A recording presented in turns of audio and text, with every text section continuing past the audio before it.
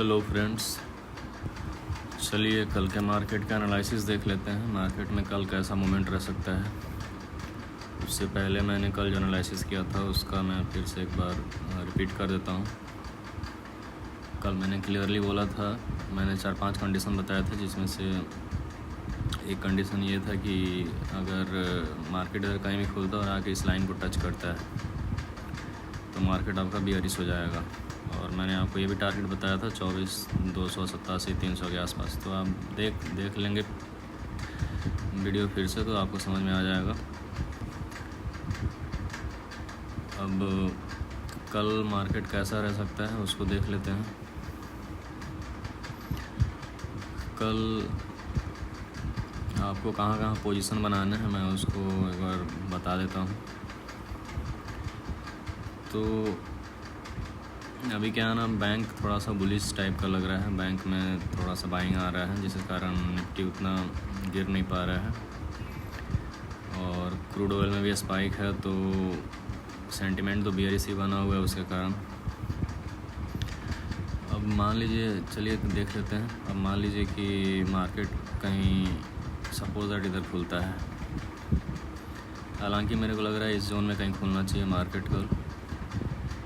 तो ये पहला केस है, अगर ये खुल के इस लाइन को टच करता है और यहाँ से कोई डिप मिलता है छोटा सा, तो आप बाई कीजिए कम से कम यहाँ 24,530-40 तक के आसपास। फिर वहाँ से सेलिंग आ सकता है इस जोन के आसपास, इसके नीचे भी जा सकता है, यहाँ तक सेलिंग आ सकता है आपका। ये पहला केस हुआ। तो कंडीशन तो आपको समझ में आ जाएगा। अगर इधर खुलता है तो इधर टच करेगा तो आपको बाइंग करना, तो यहाँ से आपको कुछ वो मिल सकता है। यहाँ थोड़ा बहुत जो भी मूवमेंट आएगा उसमें आपको कुछ ना कुछ प्रॉफिट मिल सकता है। दूसरा केस ये है कि इधर ही गैप अप इसी रेंज में खुले और इस लाइन को टच करें 24,388 को। अगर इस लाइन को टच करता है फिर तो आपका मार्केट चांसेस है कि फिर यहाँ इसको भी ब्रेक करके इधर तक जा सकता है, यहाँ इस लो तक आ सकता है आपका 24,220-30 के आसपास तक। ऐसा कम ही चांस है कि यहाँ खुले और यहाँ से रिबाउंड होकर फिर ऊपर चला जाए। तो ये ऐसा रिटेलर को कम ही वो लोग चांस देते हैं पैसा बनाने का।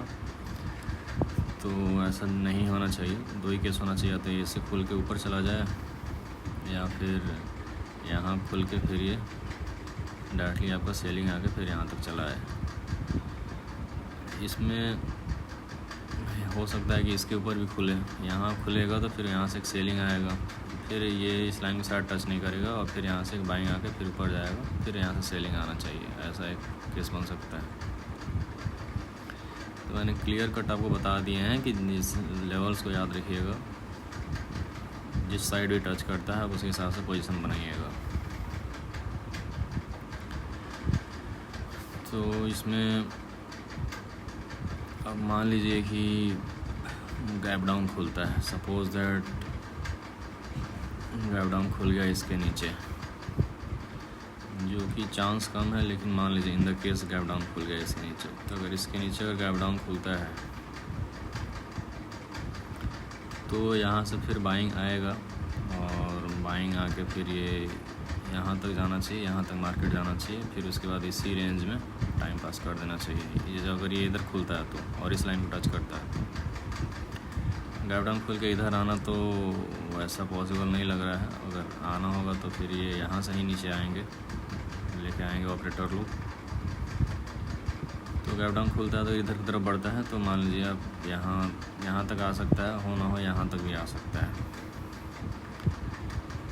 तो ये चांसेस हैं कल के लिए, जिसमें से मैक्सिमम प्रोबेबिलिटी वाला चांसेस ये लग रहा है सेल ऑन राइज वाला कंडीशन। यहाँ खोले फिर ऊपर जाए यहाँ के आसपास, फिर वहाँ से सेलिंग आए एक छोटी सी।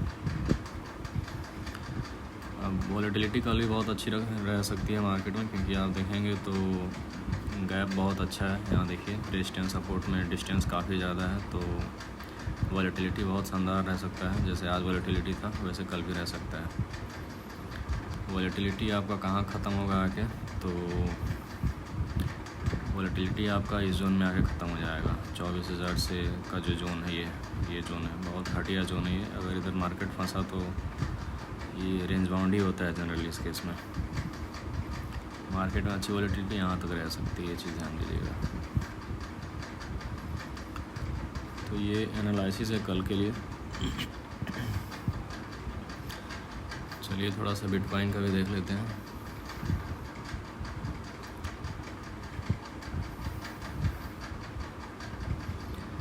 बिटकॉइन में अभी आपका बुलिस ही लग रहा है। ये आपका यहाँ तक जाएगा, फिर यहाँ से एक रिजेक्शन आएगा, फिर ये ऐसे कर करके ऊपर चला जाएगा बिटकॉइन। ये बिटकॉइन का आपका एनालिसिस हो जाएगा। सिंपल है, ज़्यादा कुछ नहीं करना है। बिटकॉइन बहुत सिंपल चलता है, ज़्यादा इसमें डिके वाला सिस्टम नहीं रहता है। हमारे देश के ऑपरेटर लोग बहुत ज़्यादा गरीब हैं, तो उनको रिटेलर का पैसा जैसे तैसे खींचना रहता है, तो वो ऐसी हरकतें करते हैं मार्केट को जैसे जैसे रेंज बाउंड कर करके। So this is analysis for tomorrow. कल सेंसेक्स का एक्सपायरी है, तो सेंसेक्स के एक्सपायरी को आप अच्छे से डील कीजिएगा, क्योंकि कल मूवमेंट बहुत शानदार रहने वाला है मार्केट में। तो सेल ऑन राइजी कंडीशन बन रहा है। यहाँ भी आप देखेंगे, मान लीजिए गैप अप खुला इसके आसपास, और ये फटाक से एक मूवमेंट आएगा इस रेड कैंडल की तरफ। मान लीजिए यहाँ कोई डिप आया ना, तो एक आपका बन सकता है कि यहाँ से आप कॉल बाई कीजिएगा तो यहाँ तक जा सकता है मार्केट, फिर वहाँ से सेलिंग आएगा स्लोली और यहाँ तक आना चाहिए मार्केट कल, या फिर यहाँ तक आके फिर यहाँ से रिबाउंड हो जाना चाहिए इधर। तो ये कल के लिए, कल का मार्केट के लिए रहेगा। तो कल वॉलेटिलिटी बहुत ज़बरदस्त रहने वाली है। अब हो सकता है कि मार्केट इधर खोल के इधर नीचे भी ला दें, तो वो कब आपको पता चलेगा। मान लीजिए इधर खुला और इस लाइन को टच किया, इस लाइन को टच करेगा तो मार्केट आपका बेरिश हो जाएगा, और फिर आपका मार्केट फिर इधर इस जोन में आ जाएगा। और मान लीजिए गैप डाउन खोल देते हैं, गैप डाउन खोल के इस रेंज में फंसा दिए फिर, क्योंकि यहाँ देखिए रेजिस्टेंस सपोर्ट ज़्यादा है। तो बेरिश केस इसमें यही बन रहा है। अगर इधर आ गया खोल के मार्केट, तो फिर आपका बेरिश हो जाएगा, फिर मार्केट आपका इधर आ जाएगा।